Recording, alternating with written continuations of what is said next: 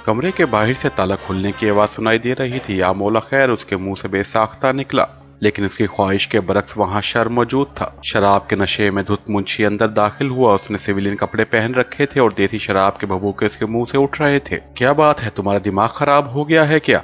उसने मामूली सी मुज़ाहमत की, फिर हथियार डाल दिए, क्योंकि बसूरत दीगर मुंशी की तरफ से उसे संगीन नताइज की धमकी दी गई थी और ताउन की सूरत में अगले रोज रिहाई का वादा भी कर लिया गया था। सारी रात मुंशी मुहर्रर उसकी बोटियां नोचता रहा। ऐसी सूरत हाल का सामना उसी थाने के एक और कोने वाले कमरे में उसकी साहबजादी को भी था, जिसकी मुज़ाहमत करने पर चौधरी ने सारे थाने को वहां बुला लेने की धमकी दी थी और कहा था कि वो फजल शाह की सिफारिश उसी सूरत में कबूल करेगा अगर जहरा बाई उसके साथ ताउन करेगी। जहरा बाई के लिए कोई महंगा सौदा नहीं था, वो कोई बाकिरदार नहीं थी, ना ही उसके लिए कोई नई सूरत हाल थी। इस तरह की जिस्मानी रिश्वत अपनी माँ के हुक्म पर वो दर्जनों मरतबा पहले भी इस कमाश के पुलिस अफसरों को पेश कर चुकी थी। उनके पास इससे ज्यादा कारगर हथियार और कौन सा हो सकता था। अपनी माँ के बरक्स उसने चौधरी नजाफत से उसकी तवक्कुआत से बढ़कर ताउन किया और जल्द ही उसे चारों शाने चित कर दिया। सुबह तक दोनों माँ बेटी फिर इकट्ठे बंद थे। उन्होंने थानेदार के जाती बाथरूम में गुसल किया और पुरतकल्लुफ नाश्ता किया था। थोड़ी देर बाद एसएचओ चौधरी नजाफत उन्हें रिहाई दिलाने के लिए मामूली सी कानूनी कार्रवाई के बहाने ड्यूटी मजिस्ट्रेट के घर की तरफ ले जा रहा था। आज छुट्टी की वजह से मजिस्ट्रेट साहब घर पर मौजूद थे। सैयद रियासत शाह का खास सरकारी वकील पहले ही से उनकी खिदमत पर मौजूद था। औरतों को यहाँ लाना तो मुहिज तकल्लुफ ही था। उन लोगों ने रिमांड के कागजात उनकी आमद से पहले ही मुकम्मल कर लिए थे। रात एक पहर डल गई थी जब इनाम के लालच में सिपाही मोहम्मद दीन ने हनीफ खान को गहरी नींद से बेदार किया। इतनी रात गए हनीफ खान तक पहुंचने के लिए कई इंक्वायरियों से गुजरना पड़ा। उसके डेरे पर मौजूद लोग शायद उसकी हड्डी पसली ही तोड़ देते। वो तो इसकी खुशकिस्मती थी कि वहां मौजूद एक बदमाश ने उसकी शनाख्त कर ली कि ये साथ वाले गांव का रहने वाला सिपाही मोहम्मद दीन है। उन लोगों ने उसे काफी देर तक इस सिलसिले में बिठाए रखा कि वो आखिर हनीफ खान के लिए क्या पैगाम लाया है, क्योंकि इतनी रात गए उसे बेदार करना भी मुनासिब नहीं समझते थे। एक बात का अंदाजा तो उन्हें था कि मोहम्मद दीन कम अज कम उसे गिरफ्तार करने नहीं आया, ना ही किसी गलत इरादे से आया है, वरना वो सांप की बाहों में अकेला हाथ न डालता। बस उनकी ये ख्वाहिश थी कि अपने मालिक को नींद से बेदार करके तंग न करें। अगर कोई मामूली बात है तो यही निपटा लें। लेकिन मोहम्मद दीन भी बाधित था कि वो सिर्फ हनीफ खान से ही बात करेगा। बिलाखिर उन्हें मोहम्मद दीन की जिद के सामने हथियार डालने पड़े और इन्होंने हनीफ खान को बेदार करके ये पैगाम पहुंचाया। पहले तो हनीफ खान ने नींद से उठाने वाले को बेशुमार मगलजात से नवाज दिया कि ऐसी क्या क़यामत आ गई थी कि इन्होंने उसे जगाना ही मुनासिब समझा। फिर बड़े गुस्से में हवेली के इस हिस्से में आया था कि मोहम्मद दीन का इस्तकबाल 2-4 थप्पड़ों से करे, लेकिन मुबाद है वो कोई बहुत इमरजेंसी की खबर ना लाया हो। यही सोचकर उसने बाकी नौकरों को बाहर जाने का इशारा किया और उसे पैगाम वसूल कर लिया। क्या कह रहे हो तुम? हनीफ खान ने जब मोहम्मद दीन के मुंह से इनायत बाई और जहरा बाई का नाम सुना तो इसका दिल धक से रह गया। उसने अगले रोज के लिए बड़े बड़े प्रोग्राम बनाए थे, जिनमें एक रात के लिए जहरा बाई का मुजरा अपने गांव में करवाना भी शामिल था। लेकिन यहाँ तो गंगा ही उल्टी बह रही थी। ठीक है, शुक्रिया, तुम जाओ। अगर रात रहना है तो यहीं कयाम करो, मैं बंदोबस्त करा देता हूँ। उसने अपने एक आदमी को इशारा किया कि मोहम्मद दीन की खिदमत करे। उसने मोहम्मद दीन की जेब गर्म कर दी। हनीफ खान के इशारे पर इसे जरूरत से ज्यादा ही खुश कर दिया गया था। मोहम्मद दीन ने अब यहाँ मजीद एक पल रुकना भी गवारा नहीं किया था और घोड़ी को भगाता हुआ सीधा थाने तक ले आया था। रात का बाकी पहर करवटों की नजर हो गया। हनीफ खान को एक पल के लिए भी नींद नहीं आई थी। इसे रह रह कर ख्याल आ रहा था कि जहरा बाई उसकी राह देख रही होगी। उसने आखिर हनीफ खान को पैगाम भेजा है तो इसका मतलब यही था कि वो इन हालात में सबसे ज्यादा एतमाद इस पर करती है। हालांकि नथु खान ने इसे अपने साथ शाहपुर जाने के लिए कहा था क्योंकि शाह साहब का पैगाम आया था, लेकिन हनीफ खान ने वही जहरा बाई के मुजरे के लिए इस पैगाम की परवाह नहीं की थी और अपने बाप से भी जिंदगी में पहली मर्तबा झूठ बोल दिया था कि वो इसके पीछे पीछे आ रहा है। अब उसे वाकई अपने बाप के पीछे जाना था। इस वक्त वो शिद्दत से नजीरे को जरूरत महसूस कर रहा था। अगर नजीरा मिल जाए तो सारा मसला मिनटों में हल हो जाएगा। लेकिन नजीरा ही क्यों, इसने सोचा। आखिर वो क्यों न फजल शाह से बराह रास्त बात करे। जहरा बाई को रिहा होना चाहिए था। इसने जहरा बाई और उसकी माँ के सामने अपनी नमोदो नुमाइश का बड़ा जबरदस्त बंदोबस्त कर रखा था। 4 राइफल बरदार और जीप तैयार कर रखी थी कि खूब बंद सवर कर वो ठाट बाट से वहां जाएगा।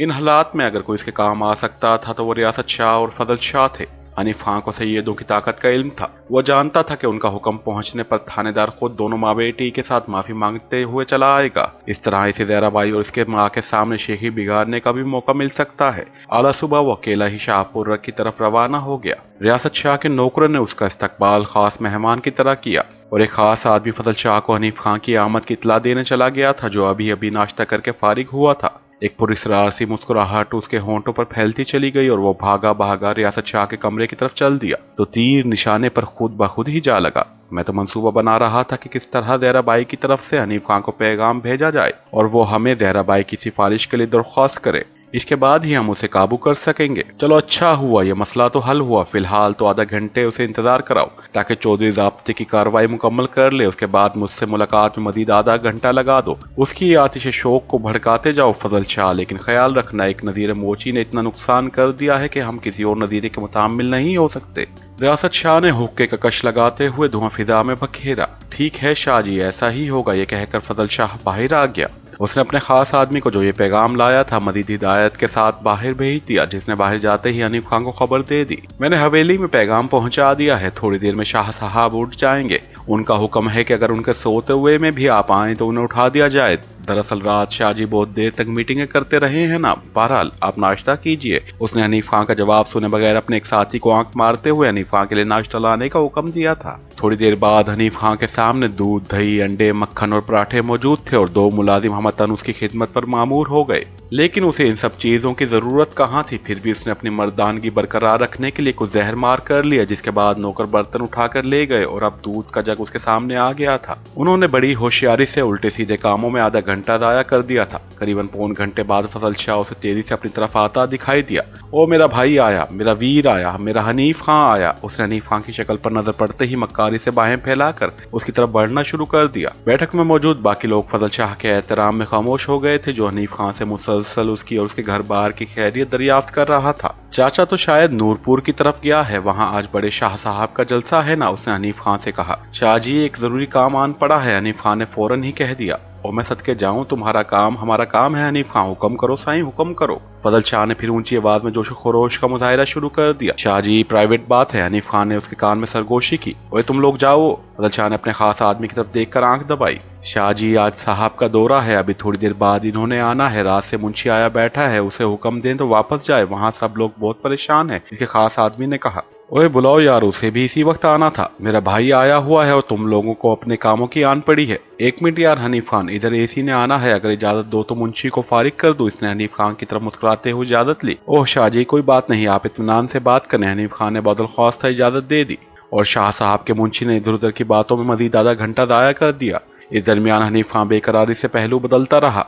फजल शाह की जमानत शनास आंखें उसके एक एक पल का जायजा ले रही थी। अब दफा हो जाओ और किसी को अंदर न आने देना, उसने अपने मुंशी से बिला आखिर कहा और सब लोग बाहर चले गए। फजल शाह ने अंदाजा कर लिया था कि अब तक चौधरी नजाफत दोनों का रिमांड लेकर वापस आ चुका होगा। क्या कह रहे हो यार, तुम्हें किसने इतला दी? फजल शाह ने हनीफ खान की बात पर हैरानगी का इजहार करते हुए कहा। शाह जी बिल्कुल सही है, थाने के एक सिपाही ने मुझे पैगाम पहुंचाया है, हनीफ खान ने कहा।